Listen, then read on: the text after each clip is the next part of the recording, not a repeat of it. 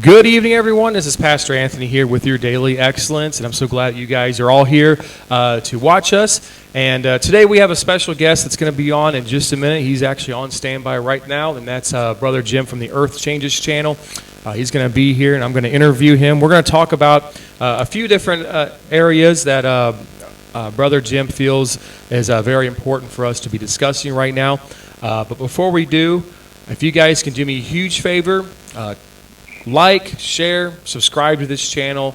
Of course, the more thumbs up that we get, gets the algorithms going and helps get more viewers on this channel, more subscribers, things like that. And so that's something that you as a subscriber can do to help this channel. It's free, doesn't cost you anything, and it only takes about 2 seconds, and it is a huge area of help for this channel. Also, if you see the moderators in the chat room this evening, make sure you tell them hi, let them know that they're appreciated for all the work that they've been doing. They don't get paid, they're all voluntary, and so they see the vision that I see for Daily Excellence. They support that, and so they're on here making sure that it's a safe community for everyone. And so make sure you guys give them a shout out. Special hello to everybody on Rumble. Thank you for watching us this evening. We've been on Rumble for about a year now, and we just picked up another 100 subscribers in the last week and a half, and so thank you guys for checking us out and subscribing over there. We have several different links in the descriptions below. Check all those out, and let's see, also we're on Telegram if you want to check out all the latest news and things like that that are posted on there that we won't be talking about on here, but it is on there as well. And let's see, I think that's about it for us. We're going to keep this introduction short because we have a lot to discuss this evening with Brother Jim from Earth Changes. And so we had a discussion, we've been discussing this on back and forth for the last couple of weeks or so, trying to figure out what we're going to discuss. And so I had asked you the question, what are 3 areas that you felt were probably the most need for us to talk about? And you said that magnetic reversal, planetary system, and magnetic north were the most important. So I'm going to let you start off and put whatever in order you think is best there to do. And so I'm going to let you take away whichever one you want to start with, sir. Okay, thank you, Anthony. Those subjects that you just mentioned, all of them are very critical. But also, the rocks are coming, the Trojans are coming, and we're going to start seeing them about the first, second week of November. And I did a video that's on Deep Truth, Deep Impact, giving everyone an update on what happened. Why didn't they come in August, the middle of August? And I really don't want to talk about that. People can go to the channel and watch that video because I release some very important information from Intel. And I'm connected with astronomers, geologists, scientists, Intel, intelligence, also the military and FEMA. So all of these subjects are important. I'd like to start with the magnetic reversal process. Okay. And Earth Changers channel is the only one that does an estimate as well as degrees. There's another channel, I think it's called Margaret Star. I think his name is Glenn or Gene. I don't know the individual. And he does excellent work as well. But Earth Changers channel is the only one that focuses on degrees, and the reason for that is because everything is focused around the 40-degree mark. And right now, we are approximately, I haven't did the update for this month, but we are approximately at just a little bit over 38.25, which is 38.25 meaning a quarter of a degree. The 0.25 is a quarter of a degree. And we're going to be approaching 38.5 degrees sometime in November. And this is about to change.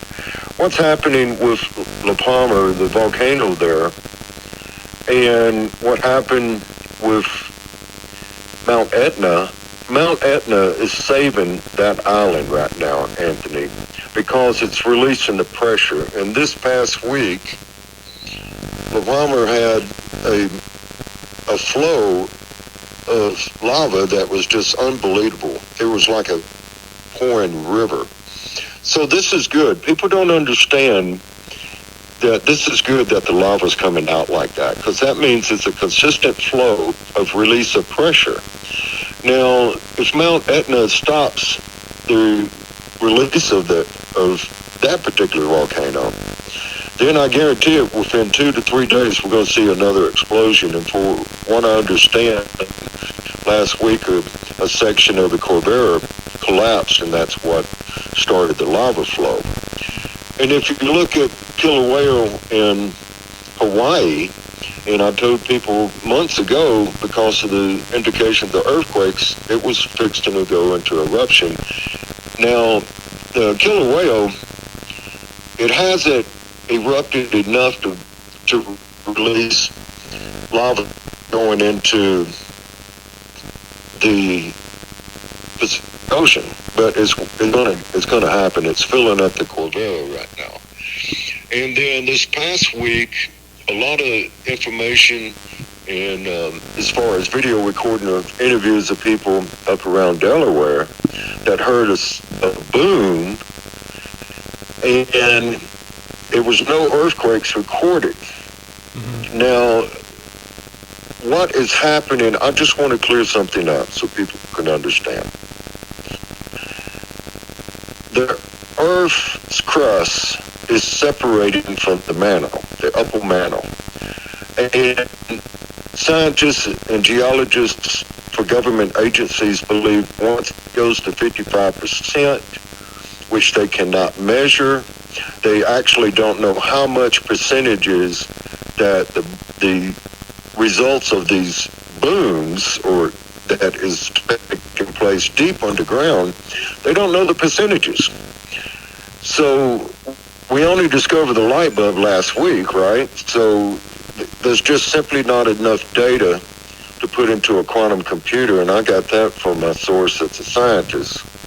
But I believe in November we're going to see 38.5 degrees, and I believe it's all going to change right there. I'm talking about the earthquakes will escalate, will increase. We're going to see more volcanic activity, and we are going to witness underwater volcanoes now. Mm-hmm. And there's 4,300 of them throughout the world that's underwater. And the other thing that I'm concerned about is we're going to witness certain events that have never been witnessed in modern history. Just like I did the video on the waves that occurred over the Palmer. Mm-hmm. And people don't understand, you cannot see gravitational waves. Okay, it's impossible. You have to have a composition of ash, sand, like sand was coming from Africa. Right. The jet stream was blowing it over there towards the west. And then the composition of, the trap, volcano ash on that island. And then they was able to see it, and Bushcraft Bear caught it. And a lot of respect for that gentleman. I don't believe he knew what that was. And I did a video on it to explain. So people are asking me, is there going to be a tsunami? Okay, I want to clear something up. It's highly possible. Okay. And then why did the articles come out in 2017 that they was very concerned, and I went back and they was deleted? Okay. So I believe that chances are, if it happens, if you go to the video, I show 8 vents on the southern part of that island. Mm-hmm. And I was told when those 8 vents start going off, and taking the pressure away from the main Corvair, the volcano at the north, that island could split right down the middle. So it is highly possible that we may witness a tsunami. And if you read Revelation 8, it talks about a fiery mountain falling into the ocean or the sea. Yeah. So yes, it could happen. And then the other thing I want to touch on briefly, I study tsunamis, dealing with earthquakes, also landmass falling into the oceans, but also the result of rocks coming in at 40 to 50,000 miles an hour, and that wave would be traveling 500 miles an hour. So it's totally different from a tsunami coming from a volcano. Right. The wave would probably be, once it hits, it would reach America in about 7 hours, 8 hours maybe. And then if the size of that wave is, let's say 100 feet, okay, it would go inland until the area of that location is, let's say, 100 feet above sea level. It would go that far, and the momentum would slow down because it's going miles over landmass, and then that water has to return back into the ocean. Now, if it's a 200-foot wave, I would advise people in those areas that's below 200 feet to evacuate immediately, but how can they do that if it could happen in the middle of the night? Right. So basically, that's the rule of thumb. If it's a 300-foot wave, then it will continue but reaches 300 feet elevation above sea level. But that's what basically it is. And then the speed would be not 500 miles an hour. It could be 75 to 100 miles an hour or even more. It just depends on the amount of crust that's separated from the volcano and hit the water. If it hit all at once, then you're looking at momentum and you're looking at an increased speed. Yeah. If it slowly slid off, then it would be slow speed, slow momentum, and probably could produce a 50-foot wave. So that's basically to cover that. Back to the current position of the magnetic north. In September, it moved approximately 5.01 miles. And in August, it moved 5.45 miles. So it did slow down, okay? But it could be speeding back up. And April from the channel, she put up a post because I was asking people to comment. And she believed that if it's slowing down, then it's getting prepared to accelerate. And yes, she was correct. And she made that statement back in July when it was 4.85 miles, and then it was 5.2 miles, and then ever since then, it's been fluctuating. Yeah. So, calculations, Anthony, and this is just an estimate, okay, and it's very conservative, and the estimates are based on 5.2 miles average per month. We are going to be at the 40-degree mark by April of 2023. And what that means is, when I say the tipping point, now some scientists, geologists believe that the magnetic north could split into 3 or 4 different directions and just be wandering. Okay. Such as the South Atlantic anomaly that took place, which I knew 6 months in advance before that happened from the scientists, and he stated it's fixing to split, and the magnetic south is fixing to go into 2 different directions, and then 6 months later it did. So from all of the information I've done, and I've been keeping up with the magnetic reversal process since 2011, I believe it will separate the crust will separate from the upper mantle and slide. A lot of people don't understand. They think the Earth will rotate. No, the Earth doesn't do that. It's the crust that will rotate. And if you remember about 10,000 years ago when they found the mammoth that was frozen in Siberia that had vegetation in its digesting system, they estimated that took approximately 12 hours to slide approximately 2,000 to 3,000 miles. Of course, they can't prove that, okay, but they estimated that what happened for a mammoth to be frozen in Siberia.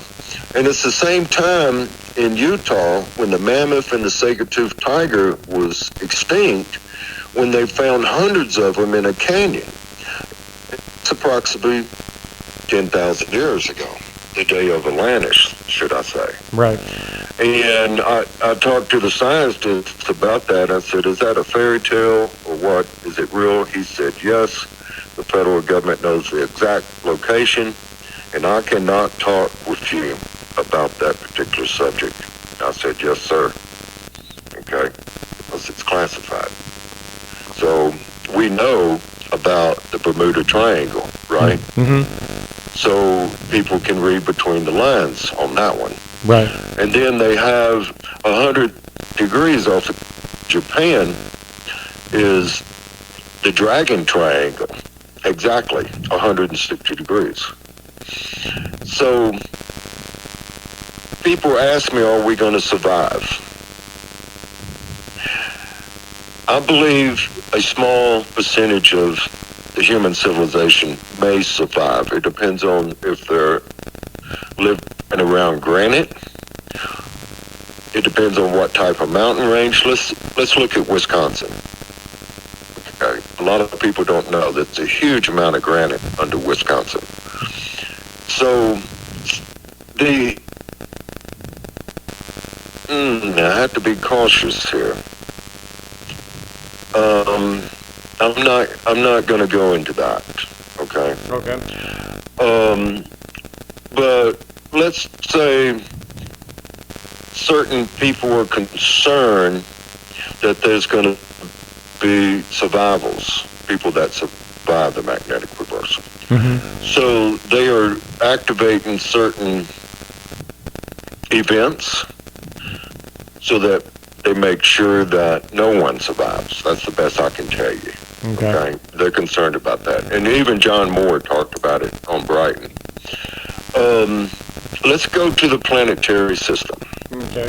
Before we go there, I was going to say, before we go there real quick. Yeah, if you have any questions.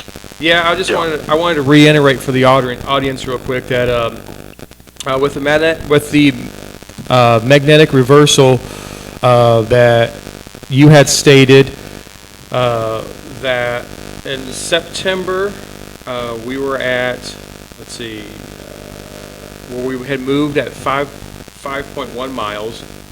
Our current position now, being October, from what you're telling us, we're at 38.25, and that you anticipate that we will be moved. That this will move to 38.5 in November.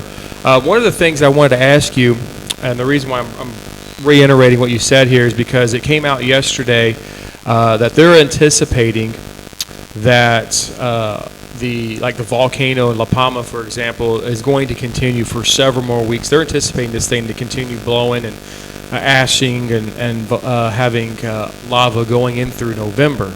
And so the question that I have, and I think you did touch on this a little bit, was that should we see that move from 38.25 to 38.5? And one could argue, well, that seems like a pretty small move, but it's really not. If we had that move, that would probably exacerbate the issue at La Palma. That would be enough to potentially reroute even some of the lava vents, possibly shutting off the volcanoes in Italy or La Palma, or blowing something up somewhere else. How significant, in your opinion, is that move and the effect of what we're seeing right now? It's very significant. We are getting closer to the 40 degree.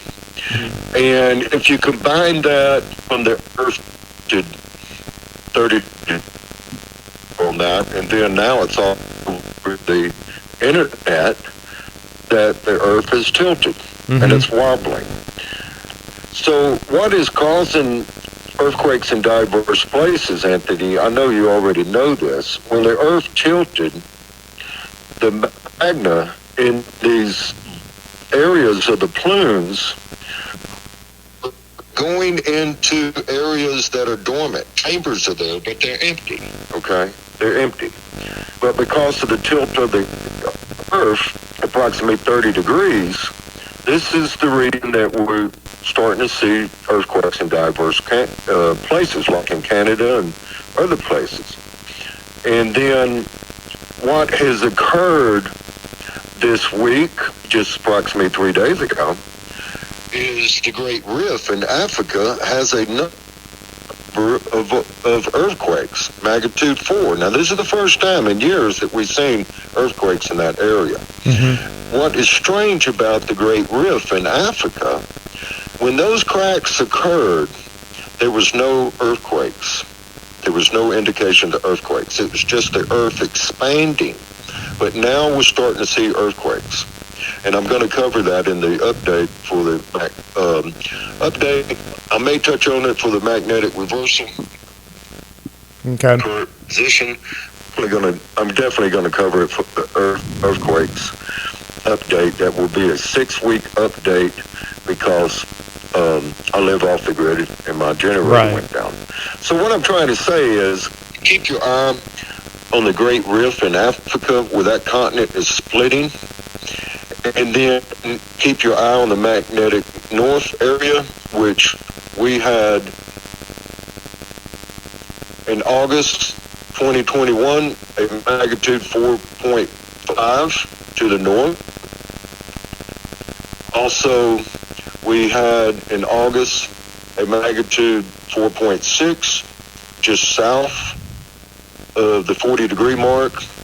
Another one in August, that was a magnitude 4.8. And then in September, we had a 4.3 south.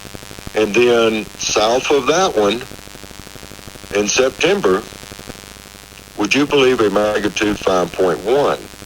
I'd believe you because I'm showing. I'm showing right now. I'm showing in the ridge in that area, going up from Iceland to it's off the coast of Iceland, going to Greenland. That area, we had a 4.8 magnitude just a couple days ago. Yes, I saw that. I'm looking at it right now. Yeah. But also there was a 4.8 in September on the 13th, and that was recorded, excuse me for a minute, that was recorded just north of Iceland. Okay. And then if you look at Iceland, just south of Iceland, there was a 4.5 in August the 12th, and then approximately south of that, a magnitude 4.5, 5.2, 4.6, 0.7, 0.7, 4.7, all recorded in August. And then just below that, on that area, is approximately 285 miles to the south. There was a 4.6 in September the 30th, 4.6 on the 25th of September, 4.8 on the 10th of October. So we're starting to see more and more activity along the Atlantic Ridge. And this is part of it. This is part of it of what's happening in La Palma. Now, I did some research, and if you take the island of La Palma and go to the Atlantic Ridge, that is approximately 1,500 miles. August, the 11th, there was a August the 14th, there was a magnitude 5.4 and a 5.0. So that is exactly west of La Palma. Yeah. So to me, that's critical, because if you look at it, what earthquakes we're talking about, ladies and gentlemen, is right there on the main tectonic plate ridge. Okay, that's what we're discussing now. And then if you look at what was taking place at the South Sandwich region, oh my gosh, 8.5 took place a few months ago. I'm trying to find it right now. But that whole region is it's breaking apart. Mm-hmm. In August, there was 7.5 right there at where the three plates collide, where they join together. And then just north of there, 8.1, magnitude 5.5, 5.4 took place in August the 13th. And then August the 12th, the day before, a magnitude 7.5. So that whole region I'm watching, and I've been watching it, and months ago I told people what was going to take place, and I'm keeping an eye on it. And then if you look at the Mediterranean, what occurred with the 6.4 right off the southwest coast of Greece. Yep. And that whole area is underwater volcanic activity in that area. And it's not very far from Mount Etna, which is only about 580 miles. So I'm getting concerned for the Mediterranean Sea. And people ask me, well, if there was a tsunami, what's going to happen in that area? And so I did a video on that, talk about tsunamis. Well, one thing, the coast, if it went off towards the north, the coast of Spain would be hit. The area of Scotland, the UK, Ireland would be devastated, actually.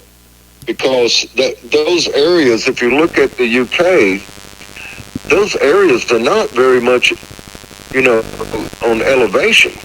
You're only looking at 77 feet right before you get to London. And then if you look at Ireland, it's only 400 feet, a lot better than the UK. And then Scotland area, Scotland, it's, oh my gosh, just 300 feet. But that wave would go all the way into Switzerland and Norway. Now, that region of Norway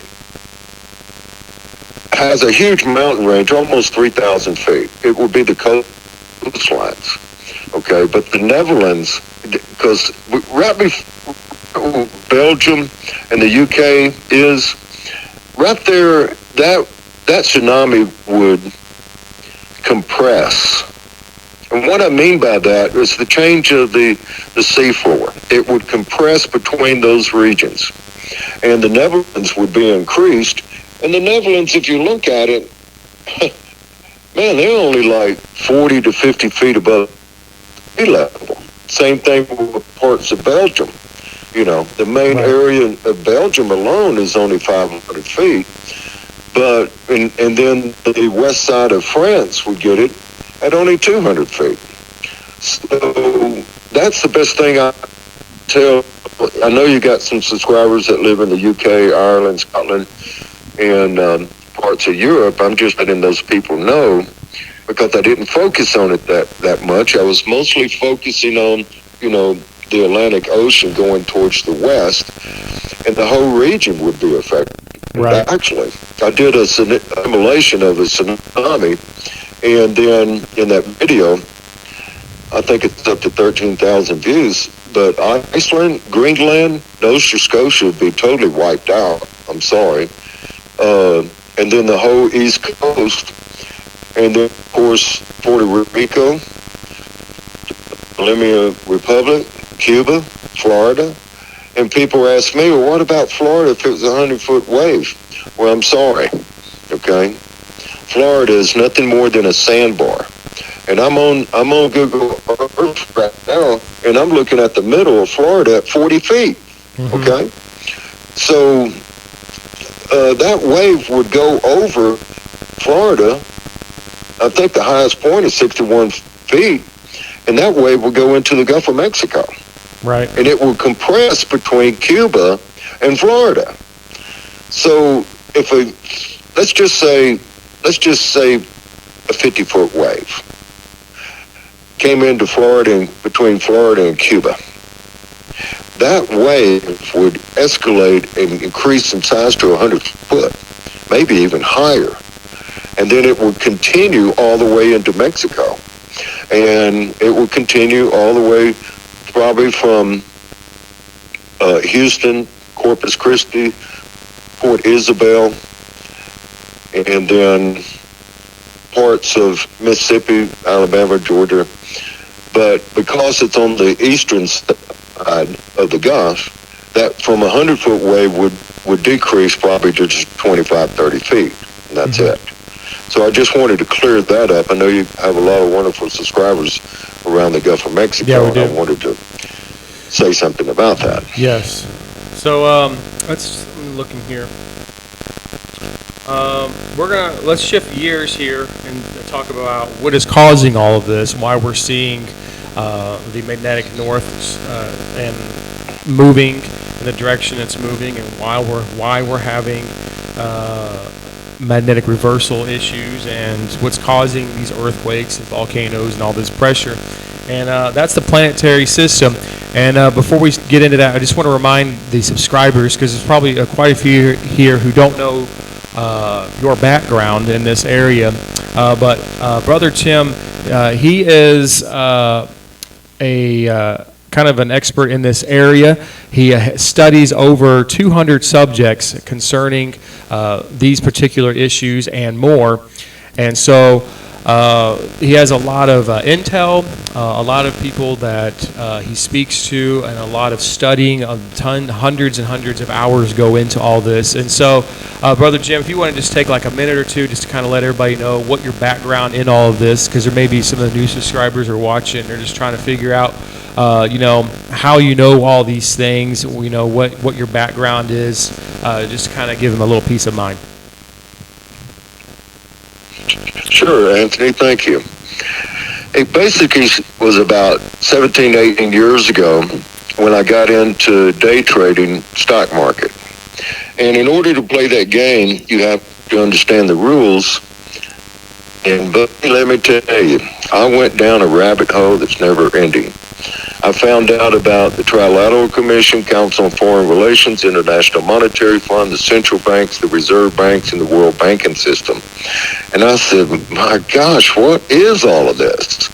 And then it just kept going and going. But when I did the research on the Denver airport, that's when it increased, because it was right in my face about the Denver airport. And if people don't know about it, I'll suggest you go and study the conspiracy stuff with the Denver airport. But it just kept going on and on and on. And I wasn't involved in earthquakes or the magnetic reversal back then. Okay, I was just trying to understand governments, the economy, how to play the game for day trading. And it is a game. It's like going to Vegas. And then I started making some contacts dealing with the planetary system. And back then, even 17 years ago, I was told to keep your eye on the outer planet. Outer planets will be affected first when the planetary system comes inside our solar system. And so now what's happening?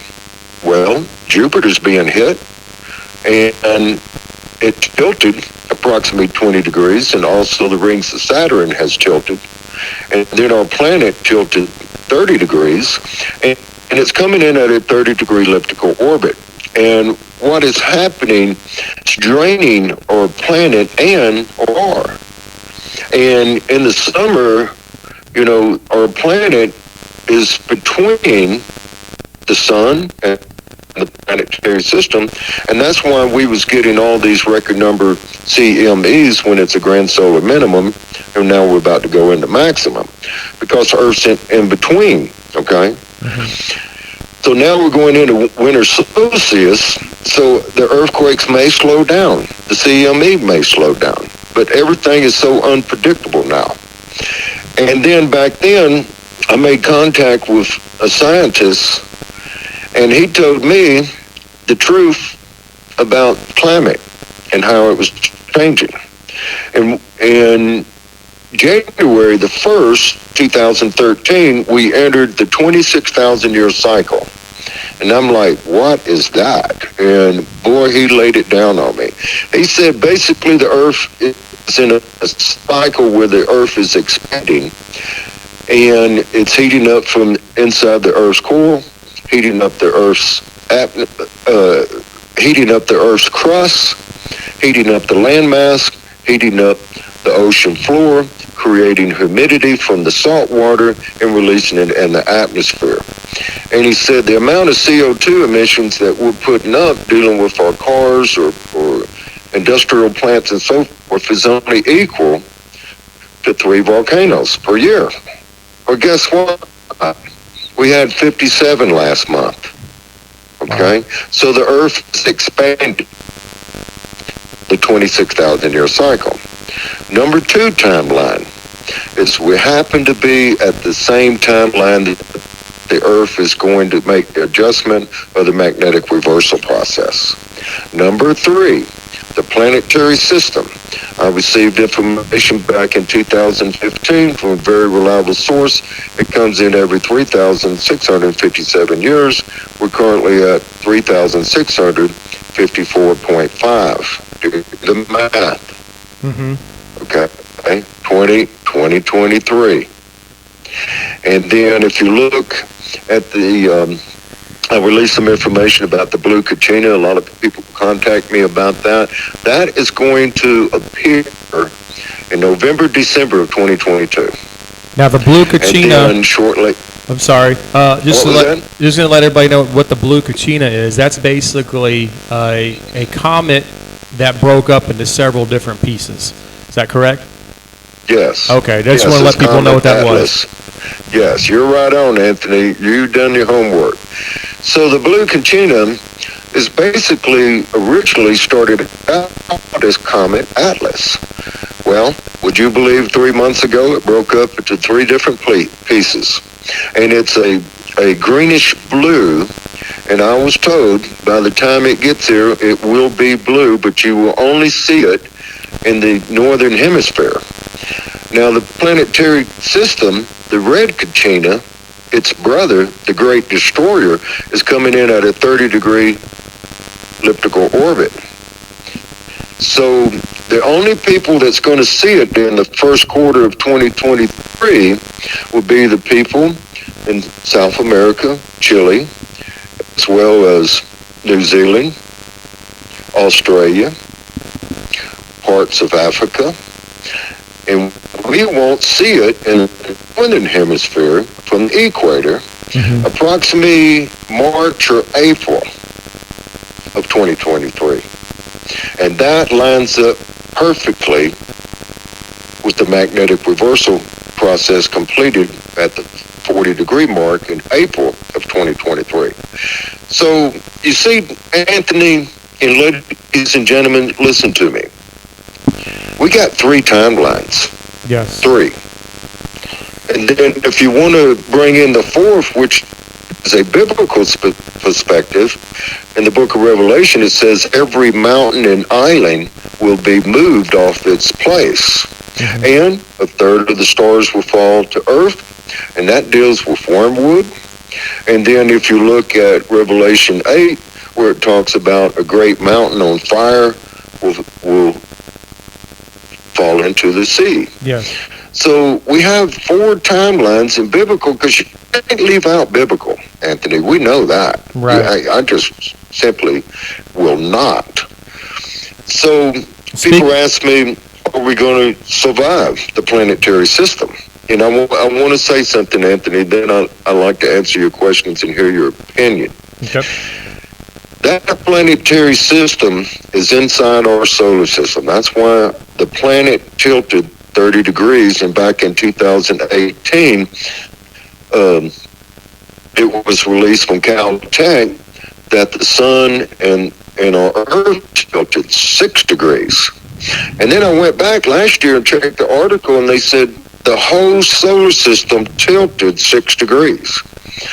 So it's bringing in a 300,000 mile debris field, red iron oxide. That's 1.5 to 2 million mile long tail. And once it orbits around the sun, this planet is going to get bombarded every 5 to 7 months with thousands of red iron oxide rocks will bombard this planet. And that will happen for about 4 or 5 years after it passes. So are we going to make it?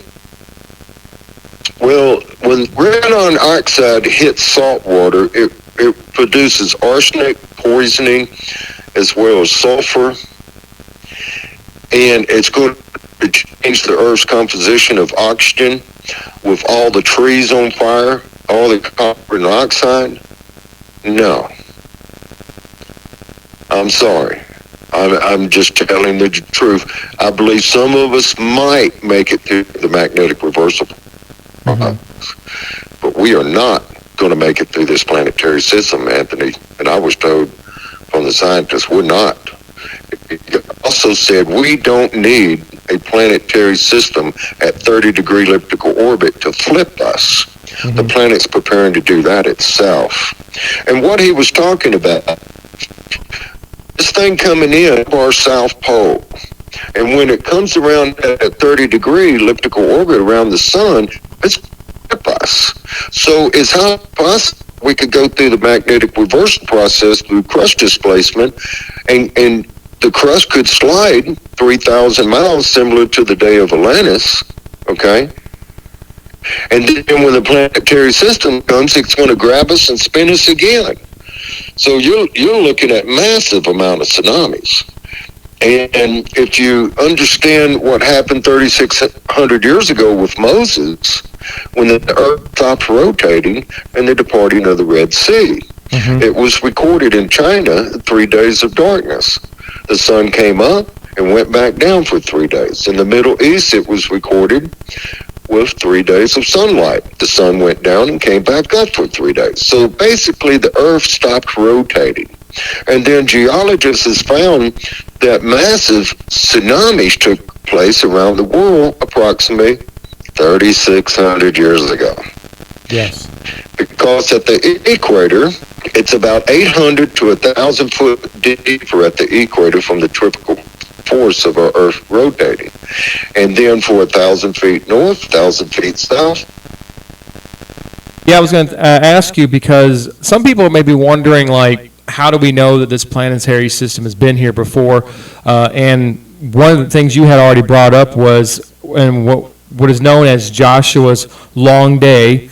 That was the 3 days that you had brought up. Also, when we look at Noah's flood, there's a lot of different ideas of how Noah's flood came about, but one of them is that some creationalist scientists do believe that there was a planetary system that came by during that time that had caused or aided this prophecy and in the Old Testament to come into fruition by changing how the asteroids were going around and causing one to enter Earth's atmosphere, breaking that canopy that used to be around the Earth. Because some people may not know, but back in those early days of planet Earth, we had a canopy of water that was around the Earth, and that kept the whole planet at a temperate temperature.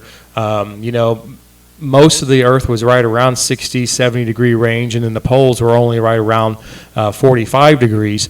And so we didn't have such extreme temperatures on the planet like we do now. But Noah's flood was part of that system coming through. Joshua's 3 days was part of that system coming through. And so also when we look at the pole shift, or the poles being flipped, we can also look into Scripture. And I want to say it's, I just had it here. Is it Isaiah that talks about this? I just had it on here and it went away.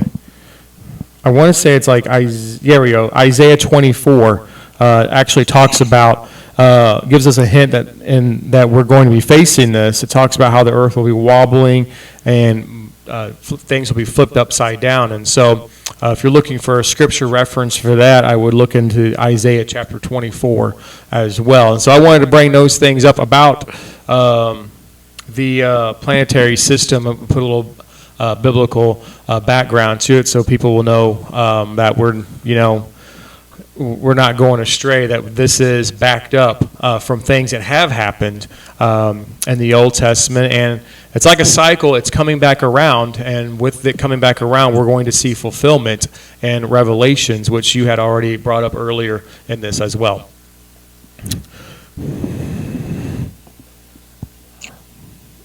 So, well, the scientists that I'm connected with, I asked him about the day of Noah, and he said, well, Jim, we can't prove that the earth stopped rotating. There's no written record, only when the time of Moses. But what happened is what is called volcanism took place, and that consists of earthquakes, volcanic activity, sinkholes, enormous cracks, but also the Earth's crust collapses on the water table, pushing fresh water from below up on the Earth's surface. And he said they have proved that it did take place. And what happened was the ocean's current throughout the world changed very rapidly. And what happened was the fresh water entered the salt water, so desalination took place and stopped the ocean current. When it came to a stop within 45 to 60 days, the planet went through a rapid climate change, and it did rain throughout the whole world in 40 to 60 days. And that's biblical, because it's the day of Noah. It rained for 40 days, 40 nights.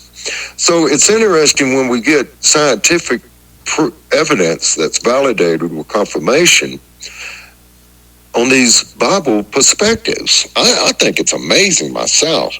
And then 3,600 years before that brings us to the day of Atlantis. And he said all of the above took place.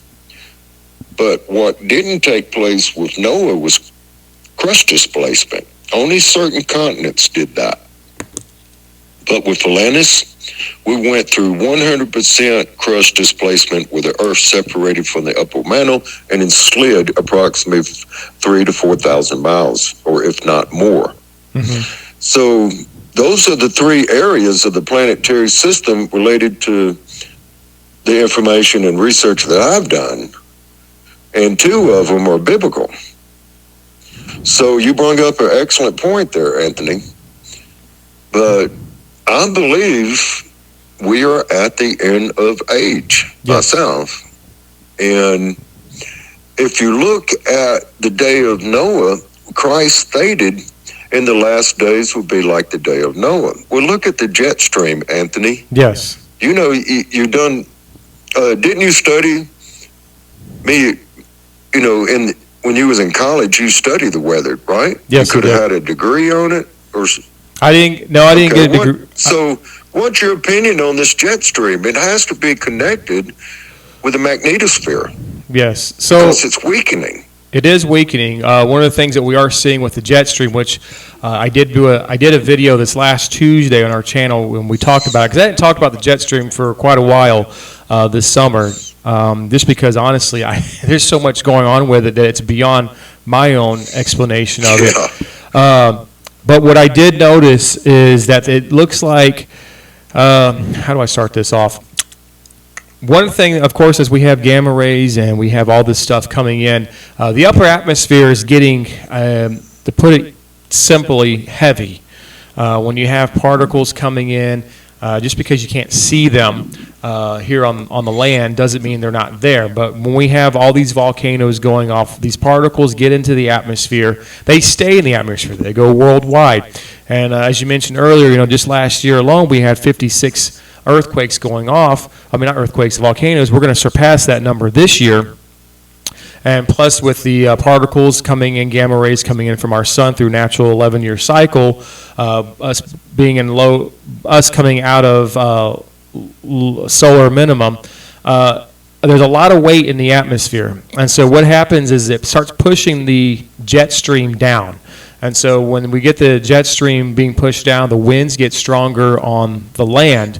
Also, when we have more particles in the atmosphere, that also means that we have the ability for the oceans, when the warming event takes place, for the oceans to emit vapor into the atmosphere. That vapor, which we know as moisture, atmosphere is able to hold more moisture because those particles latch onto it.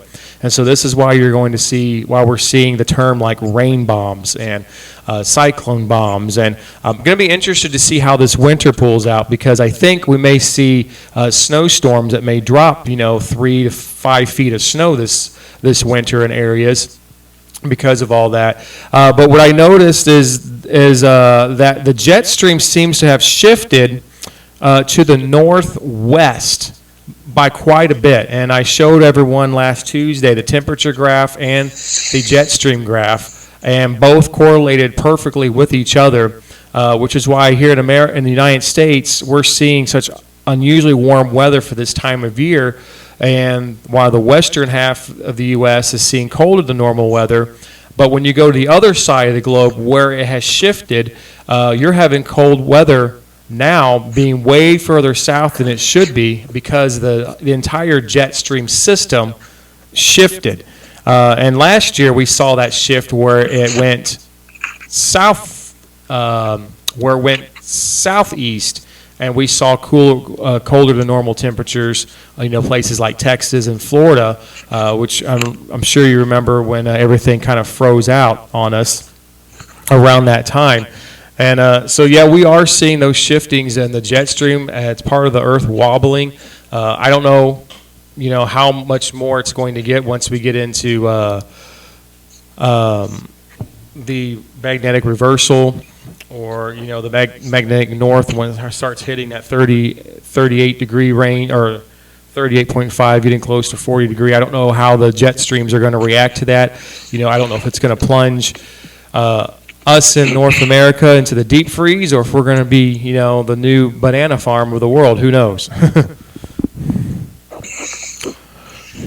Well, thank you. I got educated on that one, Anthony. The way I see it, whatever snow I received here in New Mexico, which last year I think the most was maybe 10 inches. So I believe we're going to see here in New Mexico an average extra 1 to 2 feet of snow. And that's a lot. It is a lot, yeah. The rancher told me when I bought this, he said when I bought this land, he told me every 16 years, you're going to get 2.5 feet of snow. Now, this is New Mexico, ladies and gentlemen. I'm only probably 4 hours from the Mexico's border. So what's it going to be in Wisconsin, Minnesota, Michigan, New York? If you remember in the 70s, there was 4 to 5 feet of snow dumped on New York. So I believe you're right, Anthony. I believe we could very well see that much snowfall this year. So I advise people to stock up on propane, and your natural gas bill is going to be extremely high. Yes. That's how I see it.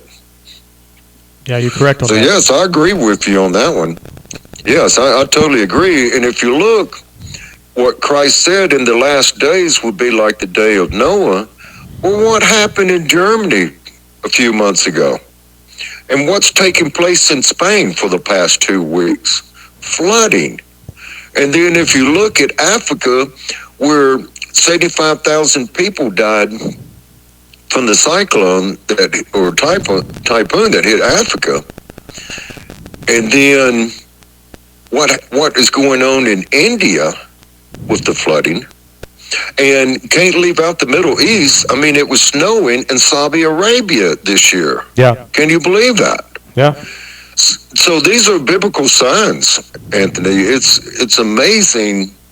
I've been studying the Bible for years, and it's like the Bible, God's Word, is coming true, every aspect of it. Yes. And people say, well, the Bible's been changed. Well, let me explain something. Sir Francis Bacon was the last one to edit the Bible for the Catholic Church, and he only changed 8%. So 92% of the Bible is still true. And if people don't know who Sir Francis Bacon is, well, you should do your homework, because he was hired by the 13 family for the Scottish Rite Freemasons and the symbolism back then. So there you have it. I believe this is a magnificent, amazing time to be alive, to witness the last days, or the beginning of the last days, if you have it together spiritually, Anthony. And that's why I put a lot of emphasis on. Yes. This is a time not to go on a spiritual diet. Right. Okay? This is a time to get your heart right with the Heavenly Father. Right. I think that's because so many people are starting to wake up. Right. And that's What's the that, big. Anthony? I was going to say that's the heart of the issue, and I tell our subscribers here all the time, it's good to prepare as we see these things come. The Bible talks about being wise, being prudent. Joseph was prudent. Prepared Egypt for 7 years for drought. We see prudency quite a bit, and Proverbs talks about wise as a prudent man. But at the same time, as we many of you are stocking up on food, you're stocking up on water, you're doing whatever you need to do. That's great, nothing wrong with that. But if you're putting your hope in the things that you're stocking up in, if you're putting your hope in the things that are physical, but you haven't taken care of your spiritual, you're doomed to failure. And your spirit man's got to be taken care of first, because no matter what happens, if you know all is well with your soul, you're going to have the peace that surpasses all understanding that will get you through all these trials and tribulations that we're going to face. And God gives His children wisdom. When you have that connection with the Holy Spirit, God's going to tell you what you need to do, where you need to go, how you need to act, what you need to say, what you need to prepare on. And part of that is having that relationship. It's like you said, Brother Jim, you got to be saved. You just have to have Jesus in your heart to truly make it through these times. And one of the things that you always say on your videos when I watch them is, do you have your ticket? You got to have your ticket, at some point, whether You're right. Whether we get called out, whether God takes away the church, or you pass from this life on to the next, you got to have a ticket either way. And so that's why, we do what we do, because we want you to be spiritually prepared first of all, before anything else, because it's pointless to do the rest of it and lose your salvation and lose your eternity, because you become fearful of these things. But with us having the Spirit of Christ inside of us, we don't have to have that fear. We don't have to live that way. We can be like, Brother Jim and I, when we see these things, we get excited. We're like, we're not excited about people dying or anything like that. Don't get me wrong about that. But we're excited to see prophecy being fulfilled. We're excited to see revelations being fulfilled. All these things that pastors and family members and everyone has talked about from generations before us, we're that generation now. We're the fig tree generation. We're seeing it happen now. And so people like Jim and I, we get excited when we see this stuff, because we know what's coming next. We know that, we're going to go through these things, but we know that the next thing that's coming is a new kingdomship. It's a new time with Jesus Christ. We know a new lordship's coming. We know a new heaven and a new earth is coming. We know the 1,000-year reign is coming. There's good stuff that's coming.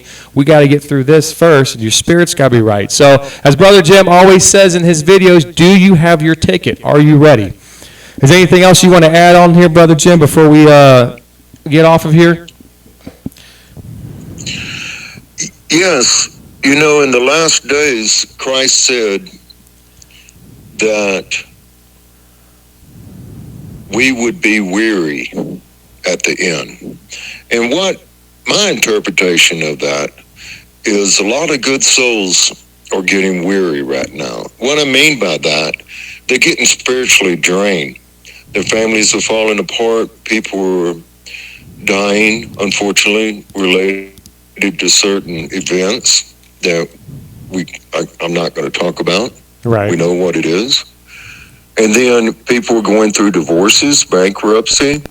So, and then, you know, if you look at those who are not awake, they're not going through what we are, because it takes a toll on us to the consciousness and awareness that we have receiving this type of information.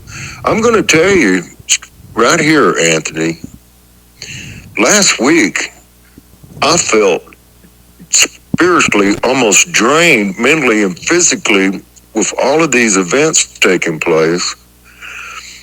And if I'm getting that way, then a lot of other people getting that way. And they contact me and say, Jim, my soul's so heavy right now. And, you know, if you look at what happened to you and your family, you know, when y'all got sick recently, I know you went through it too, Anthony. Yeah. So what advice I would give, and I want to hear yours, and then I want to close this out for you. I believe we should pray for patience, guidance, strength, and understanding. Yeah. Those are very important words in a prayer. And I made my adjustment. I'm no longer talking with my son and daughter, and it took me weeks to overcome that. But after the third prayer, I woke up in the morning, it was gone. No more tears. So what is your opinion, Anthony, as far as the souls getting weary and heavy for all of these events? What type of advice could you give all of us, Anthony? You know, as you're saying that, I think of King David. You know, King David had his sons that were coming after him.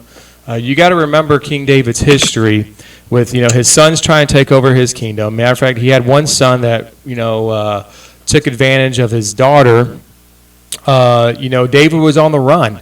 His kids were after him, you know, and David's heart was very weary. And of course, part of this with David's issue was because, you know, he had to pay a price because of sin with Bathsheba, and that's how that happened. But when you begin to read the book of Psalms, which, you know, arguably the King David wrote majority of it. There's a little bit, some people say that others did, but I personally believe that he wrote majority of Psalms. There's so many Psalms that he talks about where he's pouring out his heaviness, he's pouring out his anguish, he's pouring out his concerns. But one of the things that I always remember about King David is that he encouraged himself in the Lord. He encouraged himself in prayer. He encouraged himself by reading the promises that God has for him. Because even in these times that we're going through, we still have promises that God has for us. God's not going to leave us. He's not going to forsake us. He's going to make a new heaven and a new earth for us. He's creating for us a mansion in heaven. You know, Matthew tells us that if we knock, we will receive. You know, if we ask, we will receive. You know, there's so many different promises that God has for us. You know, God's not going to leave us. He's not going to forsake us. He's not going to give us a way out. You know. And so I always, when I think of heaviness, if I start feeling burdened, my mind always goes back to King David.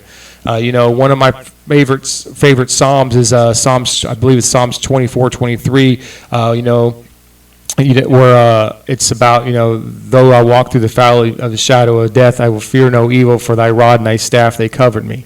You know, King David writes about being in the walking in the pasture, walking along that river, and at the end of it, it talks about how goodness and mercy will follow me all the days of my life. And that at that point in David's life, and I can't remember all of it mentally because I wasn't prepared to talk about that. But that particular psalm is when we see David's grief and heaviness the most built up on him in all of his trials and tribulations that David went through, is that particular psalm right there. And so we see that even in that time that David felt like death was knocking on his door because of how the heaviness he was feeling, But then he realizes in that psalm as he's writing, he's encouraging himself. And so it starts off kind of grave, but then it ends with knowing that God's mercy and goodness will continue to follow him all his days. And so my encouragement, to our subscribers, Brother Jim, is this. We're going to get weary because, our flesh is weak. I mean, we're made of flesh and bone, and we get weak. But our spirit man doesn't. As long as we continue to feed our spirit man through prayer, worship, getting in God's word, and getting that one-on-one time with him, we can cast our burdens upon him and take up his yoke, for his yoke is easy and it's light. Okay?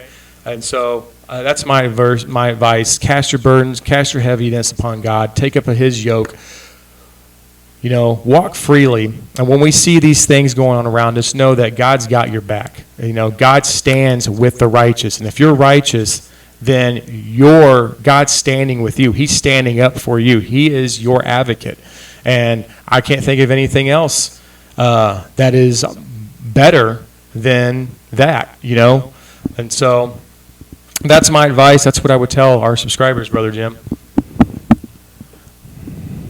Well, that's wonderful, Anthony. Thank you. Thank you very much. These prophecies have to be fulfilled in order for us to go home, Anthony. Yes. That's what I try to tell people. I know it's hard. It's difficult. A lot of people are losing their loved ones, and we got the rocks coming in. The planetary system be here in a couple of years. The magnetic reversal.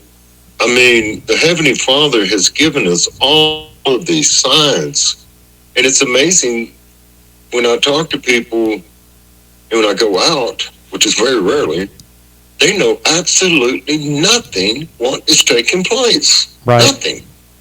And we do.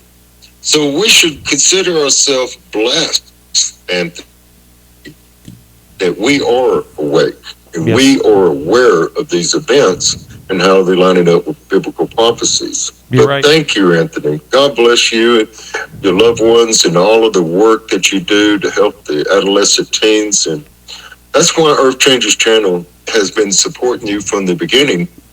And people ask me, well, how did you find DailyExcellence? Well, it was 10,000 Lakes, BC, Cindy. Yeah. And I said, okay, I'll check it out. And girl, if you're watching this video, I know you are. God bless you, because I think over 2,000 people went to Anthony's channel. Yes. And subscribed, and we love you for that. Yes, sister. Thank you. We appreciate Cindy and all her work that she's been done over here, and all of our moderators as well. And so that was a good connection. That was a God thing that Lord used Lakes 10,000 to put this together, and so that's pretty awesome. And well, Brother Jim, thank you very much for coming on here and doing an interview. And for those of you that are new to the channel, you can subscribe to Brother Jim's YouTube channel at Earth Changes channel. You can also go to Deep Truth, Deep Impact. That's his backup on YouTube. Also, check him out on Telegram, and that you can find Deep Truth, Deep Impact on Telegram. And you can find Earth Changes channel on Telegram as well. Brother Jim has several videos on his channel that will tell you exactly how to find him and to direct you in that area. But I encourage you guys to be a part of that. We here at Daily Excellence are part of that. A lot of information that we can't discuss on here is on there, and so you can do that. Also, like Brother Jim has said earlier, he does live off the grid, and so if you want to donate to his channel, you can do that as well. We'll have his address in the descriptions below, so you guys can send him a package if you would like to do that as well. And so thank you guys very much for watching us tonight. Brother Jim, thank you for coming on and taking this interview. I think that tonight the people have enjoyed it, a lot of information, and we'll just see what people do with it going forward, all right? All right. Thank you, Anthony. God bless. God bless you. Have a good one. God bless everyone. Bye.